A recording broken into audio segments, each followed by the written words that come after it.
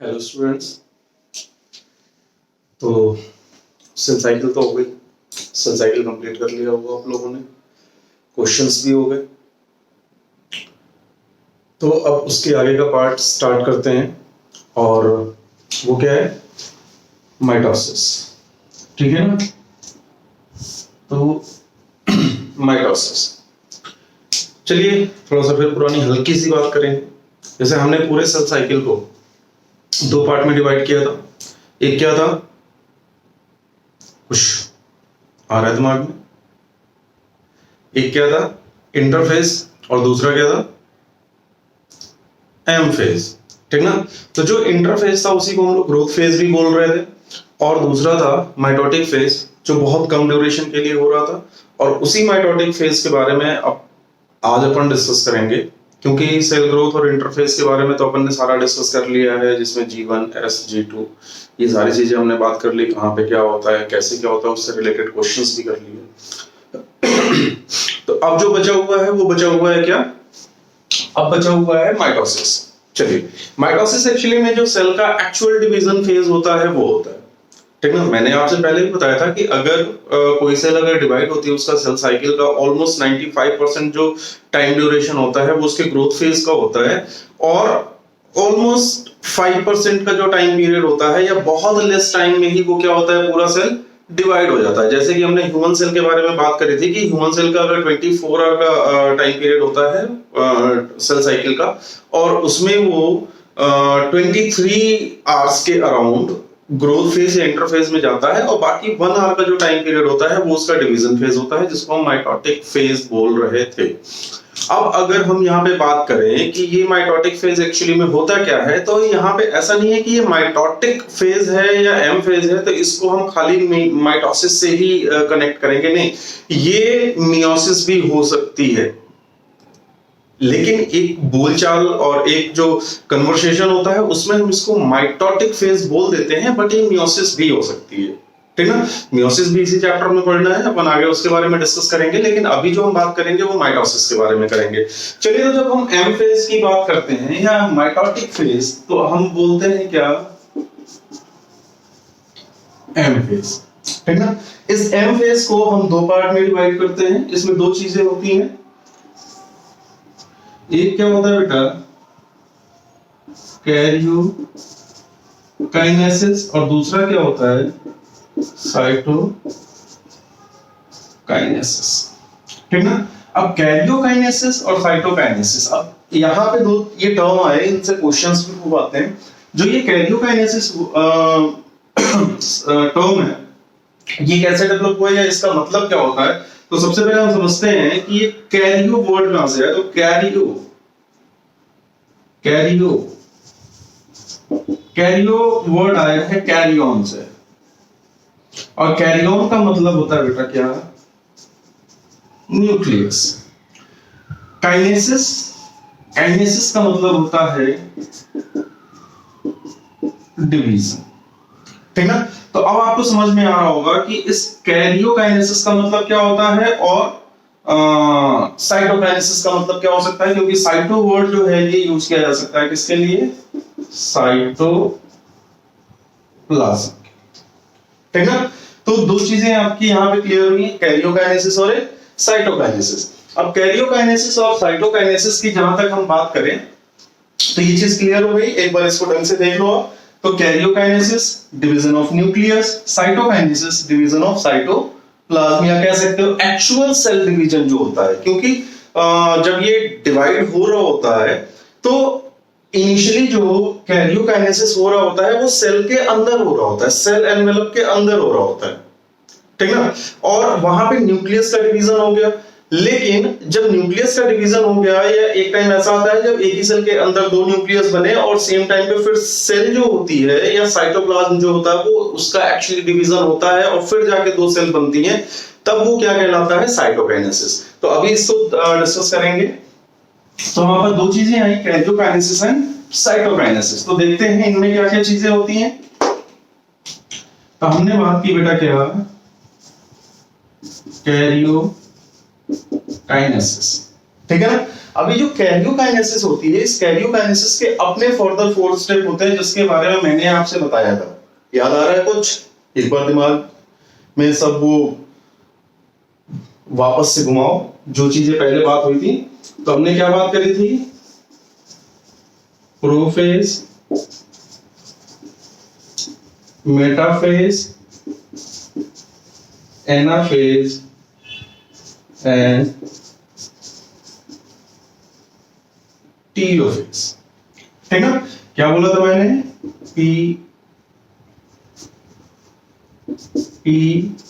PMAT, पुराना mat. ठीक है, और दूसरा क्या था? साइटोकाइनेसिस। साइटोकाइनेसिस में फर्दर 2 टाइप का होता है। जब हम एनिमल सेल और प्लांट सेल की बात करते हैं तो ये 2 तरीके से होता है। तो एनिमल सेल में जो साइटोकाइनेसिस होती है, एनिमल सेल में कैसे होती है? With the help of cell furrow. अभी सेल फरो क्या होता है? जब साइटोकाइनेसिस पढ़ेंगे तब उसके बारे में बताएंगे। और प्लांट सेल में होता है with the help of cell plate. ठीक है ना, with the help of cell plate.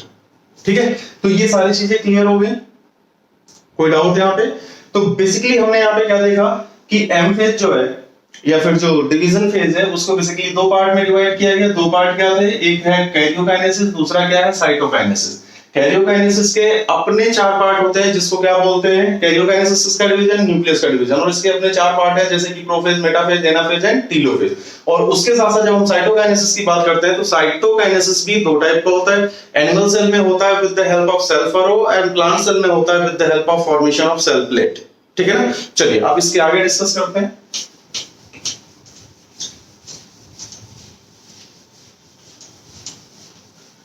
अब एक्चुअली हम आते हैं कहां पे? माइटोसिस पे।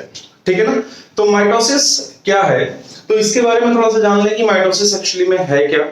तो ये बेटा क्या होता है? नॉर्मली जब ग्रोथ और रिपेयरिंग, लाइक बॉडी में कहीं चोट लग गई, कहीं कुछ हो गया, पाउंड लग गया, और वो उसके हीलिंग के लिए जो रिपेयर होता है उसके लिए माइटोसिस होती है। उसके बाद जब हम बात करें जैसे कि प्लांट्स में जो ग्रोथ होती है एपिकल रीजन में, क्या कहते हैं, चाहे लैटरल रीजन में, वहां पे जो ग्रोथ हो रही है वो माइटोसिस के थ्रू होती है। ह्यूमन बॉडी के अंदर जो ग्रोथ हो रही है एक्चुअली में, जो सोमैटिक सेल्स में जो मेनली जो ग्रोथ हो रही है वो कैसे हो रही है? तो माइटोसिस के थ्रू। तो एक सिंपल सी बात बताएं तो अगर माइटोसिस में एक सिंपल सेल है और ये क्या करता है? ग्रोथ करेगा, इसका अपना एक टाइम पीरियड होगा और ये बोल दे डिवीजन, और डिवीजन के बाद ये क्या करेगा? 2 डॉटर सेल्स में डिवाइड होगा। अब यहाँ पे बात जो आती है कि ये तो बड़ा सिंपल सा दिख रहा है, क्या रे एक सेल है 2 सेल में डिवाइड हो गया, लेकिन यहाँ पे एक चीज ध्यान रखनी है आपको कि ये सेल कैसी है? 2n। ये सेल कैसी है? 2n। और ये जो सेल्स बनेंगी ये भी कैसी बनेंगी? 2n and 2n। ये तो बड़ी कॉम्प्लिकेटेड सी प्रोसेस होगी भाई। 2n से 2n का फॉर्मेशन होगा, बात करेंगे अभी। ठीक है ना, तो 2n 2। अब यहां पे अगर आप देखो तो ये जो पेरेंटल सेल है, तो ये जो दोनों डॉटर सेल्स हैं इनकी जो प्लॉइडी है, यानी कि 2n जो इनकी प्लॉइडी है ये यहाँ पे मेंटेन रहती है। 2n प्लॉइडी कैसी है? मेंटेन है। और यही इसका सबसे बड़ा सिग्निफिकेंस है, ये मेंटेन करती है ploidy of the parental cell in the daughter cells. ठीक है ना, चलिए अब देखते हैं यहाँ पे क्या होता है। तो जब हम बात करते हैं माइटोसिस की, तो चलिए सबसे पहले बताएं कि माइटोसिस के बारे में बताया किसने है? माइटोसिस टर्म किसने दिया? तो माइटोसिस टर्म दिया था फ्लेमिंग टर्म।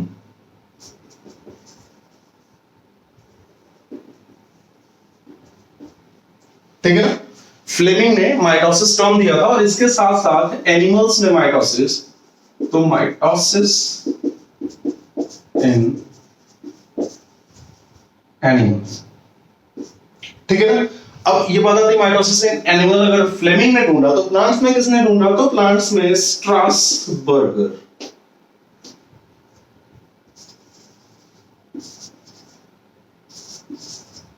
स्ट्रासबर्गर जो है, इन्होंने कहां डिस्कवर किया? प्लांट सेल में। तो माइटोसिस को प्लांट सेल में स्ट्रासबर्गर ने डिस्कवर किया। स्ट्रासबर्गर के बारे में बड़ी इंटरेस्टिंग सी एक स्टोरी है, जो जब मैं प्लांट फिजियोलॉजी पढ़ाऊंगा उसके बारे में बताऊंगा। एक्चुअली में ये प्लांट से रिलेटेड, ये बॉटनी के बहुत बड़े साइंटिस्ट थे, बहुत बड़े क्या साइंटिस्ट थे ये, बहुत सारी चीजों पे इन्होंने काम किया, तो इनके बारे में बताऊंगा, ठीक ना, जब प्लांट फिजियो पढ़ रहा हूँ अपन तब। तो ये चीजें क्लियर। तो फ्लेमिंग ने माइटोसिस के बारे में बताया, टर्म माइटोसिस भी फ्लेमिंग ने दिया था, और उसके साथ साथ एनिमल में माइटोसिस को फ्लेमिंग ने ही डिस्कवर किया था, ठीक है। चलिए अब चीजें क्लियर हो गई कि माइटोसिस एक्चुअली में कहां हो रही है, कैसे हो रही है और क्या हो रही है, ठीक है। अब ये जो डिवीजन फेज है, इसके बारे में बोला जाता है this is the most dramatic phase in cell cycle, ठीक ना। क्या बोला जाता है? Most dramatic phase in cell cycle. मतलब यहां पे बहुत सारे चेंजेस हो रहे हैं, बहुत सारी चीजें बदल रही हैं, और वो कैसे बदल रही हैं वो चलते हैं, हम देखते हैं। तो जब हम माइटोसिस में आते हैं तो सबसे पहला स्टेप जो हमने पढ़ना था वो क्या पढ़ना है? तो आपको पता है कि माइटोसिस के अपने 4 स्टेप होते हैं। तो सबसे पहला स्टेप जो आता है दैट इज द प्रोफेज, ठीक है ना। अब चलो प्रोफेज की अगर हम बात करें तो ये क्या होता है? तो होता क्या है कि जब कोई सेल डिवाइड होना स्टार्ट करती है, यानी कि जैसे क्या हुआ, मैंने आपसे बताया कि सेल पहले फॉर्म होगी, फॉर्म होने के बाद उसका प्रॉपर अपना एक क्या कहते हैं, ग्रोथ फेज होगा या इंटरफेज होगा, और उसमें वो G1 S G2 M complete करके और फिर वो कहां पहुंच जाएगा? M फेज के पास। जब M फेज पे पहुंचने को होगा, यानी कि जब वो डिवीजन करना स्टार्ट करेगा, तो ये पहला फेज होगा, यानी कि प्रोफेज पहला स्टेप होगा जब वो सेल डिवाइड होना स्टार्ट करेगी। लेकिन अब हम कैसे आइडेंटिफाई करेंगे कि सेल अब डिवाइड होना स्टार्ट कर रही है? लेकिन हाँ, एक चीज और आपको ध्यान रखनी है यहाँ पे, कि जो सेल डिवाइड होने को पहुंची है वो कहां से होके आई हुई है? सिंथेटिक फेज को उसने क्रॉस किया हुआ है। और जब उसने सिंथेटिक फेज क्रॉस किया हुआ है, मतलब उसका जो डीएनए कंटेंट था वो डबल हो चुका है। ये चीज अपने दिमाग में बिठा के रखना। चलिए, तो अब अगर हम सिंपल सा एक बात करें कि बेटा अगर ये कोई सेल है, ठीक ना, सपोज कि ये कोई सेल है और सेल के अंदर ये क्या है? न्यूक्लियस। अच्छा, न्यूक्लियस है।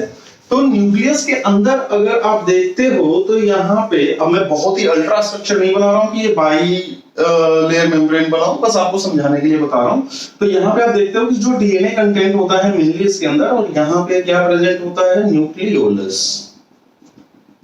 होती तो बहुत सारी चीजें हैं, लेकिन अभी बस ये चूंकि इंपॉर्टेंट है तो इनके बारे में बात करें। कुछ सेल ऑर्गेनेल्स यहाँ होते हैं, ठीक है ना, एंडोप्लाज्मिक रेटिकुलम होता है, ये सारी चीजें यहाँ पे प्रेजेंट है। लेकिन जो सबसे मेन चीज है वो क्या है यहाँ पे? ये क्या चीज होती है? Chromatin fibre.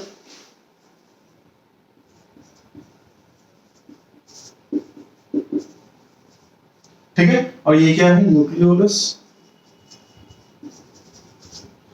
These are the cell organs,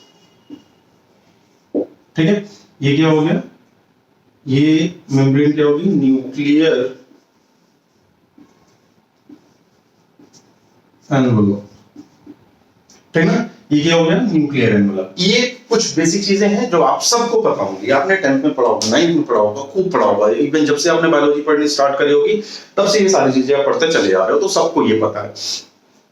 अब यहाँ पे बात आती है कि ये नॉर्मल सेल है और अब ये डिवीजन में जाएगी, तो इसमें क्या ऐसे चेंजेस होंगे जिसके बेस पे हम ये समझ सकते हैं कि अब ये सेल डिवाइड होने को है या डिवाइड होने जा रही है या प्रोफेज में पहुंच चुकी है। तो बेटा क्या होगा? पहला पॉइंट याद रखना कि हम कैसे इसको आइडेंटिफाई करते हैं कि ये सेल अब प्रोफेज में है। तो सबसे पहली चीज होती है कि यहाँ पे ये जो क्रोमैटिन थ्रेड होते हैं दे गेट स्टार्ट कंडेंस, वो कंडेंसेशन स्टार्ट करते हैं, कंडेंस होना स्टार्ट करते हैं, यानी कि जो ये थ्रेड के फॉर्म में है अब वो क्या हुआ? प्रॉपर कंडेंस होना स्टार्ट हो रहा है।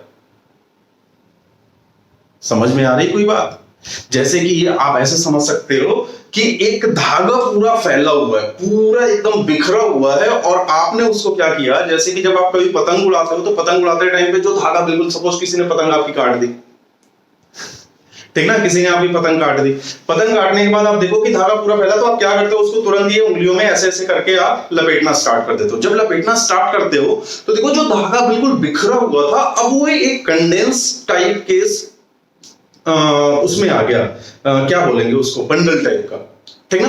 तो अगर जैसे कि हम बात करें कि सपोज ये पहले बिल्कुल ये खूब बिखरा हुआ धागा था, और अभी ये क्या हुआ कि ये एक बिल्कुल कंडेंस टाइप के स्ट्रक्चर में आ गया, इतना आ रही बात समझ में। अब जब ये कंडेंस होना स्टार्ट होगा, मतलब कि ये क्रोमोसोम के फॉर्म में आना स्टार्ट करेगा। ये किस फॉर्म में आना स्टार्ट करेगा, ये किसकी आइडेंटिटी अब गेन करने की कोशिश करेगा, क्रोमोसोम की, यानी कि अब ये क्रोमोसोम में कन्वर्ट होने लगेगा।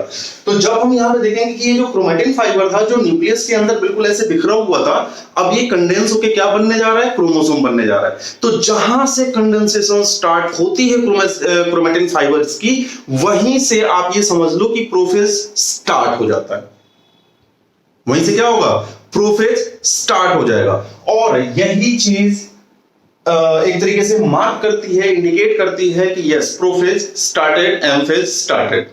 ओके, तो चलिए अब इस चीज को हम समझते हैं। तो जब प्रोफेज स्टार्ट होगा तो सबसे पहला पॉइंट क्या होगा बेटा, आप लोग नोट करते चलो या मैं ही नोट कर दूं यहां पे। चलिए, तो सबसे पहले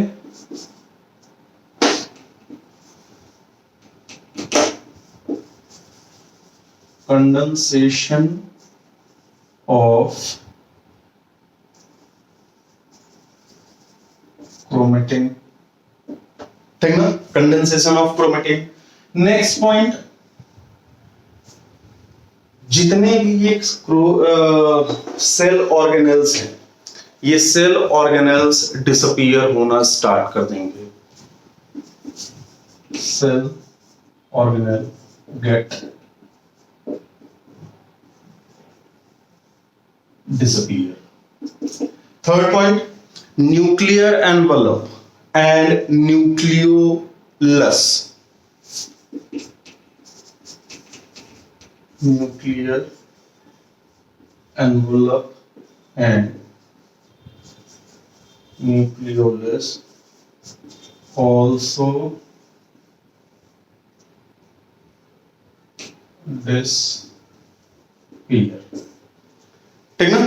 तो ये तीन चीजें हमने आपको बताई कि condensation of chromatin fibre, condensation of chromatin fibre start, cell organelles get disappear start, nuclear envelope and nucleolus disappear। यानी कि अगर प्रोफेज की स्टार्टिंग है, तो अगर लेट प्रोफेज में, यानी कि प्रोफेज के एंड में अगर हम डायग्राम बनाने की कोशिश करें, तो डायग्राम क्या होगा, तो आप देखोगे कि ये सेल वॉल है, सेल एनवेलप है, ये चीज को ध्यान रखना, ये जो हम बना रहे हैं ये क्या है, सेल एनवेलप है। और जो न्यूक्लियस हमने यहां पे बनाया था वो क्या हो चुका है, ऑलमोस्ट डिसअपीयर, ठीक है। न्यूक्लियोलस जो यहां पे एक हाईली कंडेंस सा स्ट्रक्चर, जो थोड़ा डार्क सा स्ट्रक्चर आपको दिख रहा था, अब वो क्या हो गया है, गायब हो चुका है, ठीक है ना।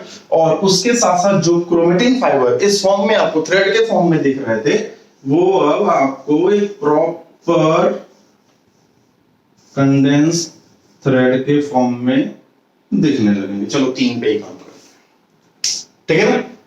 ये स्ट्रक्चर। सेकेंड चीज कि यहां से साइटोप्लाज्म से सेल ऑर्गेनेल्स गायब हो चुके हैं। अब एक चीज को याद रखना, अगर आपको याद आ रहा हो तो जब हमने G2 फेज पढ़ा था, तो मैंने कहा था वहां पे कुछ प्रोटीन्स की सिंथेसिस होती है। तो वहां पे साइटोप्लाज्म के अंदर वहां पे एक प्रोटीन की सिंथेसिस होती है जिसका नाम होता है ट्यूब्यूलिन प्रोटीन। याद रखना, कौन सी प्रोटीन, ट्यूब्यूलिन। कई बार ये मेडिकल एग्जाम्स में पूछा गया है, एनसीईआरटी में डायरेक्टली ये नहीं दिया हुआ है, माइक्रोट्यूब्यूल के फॉर्म में दिया हुआ है। तो एक चीज को ध्यान रखना, क्या है, ट्यूब्यूलिन प्रोटीन। तो एक प्रोटीन की सिंथेसिस होती है, वो क्या होता है, ट्यूब्यूलिन प्रोटीन। और ये जो ट्यूब्यूलिन प्रोटीन होती है, ये बनाता है स्पिंडल फाइबर। क्या बनाता है, स्पिंडल फाइबर। अब यहां पे एक पॉइंट और आपको लिखना है, क्या, स्पिंडल फाइबर फॉर्मेशन स्टार्ट। ठीक है ना, क्या? Spindle fibre formation start.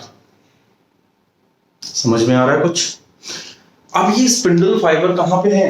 इसी के अंदर है।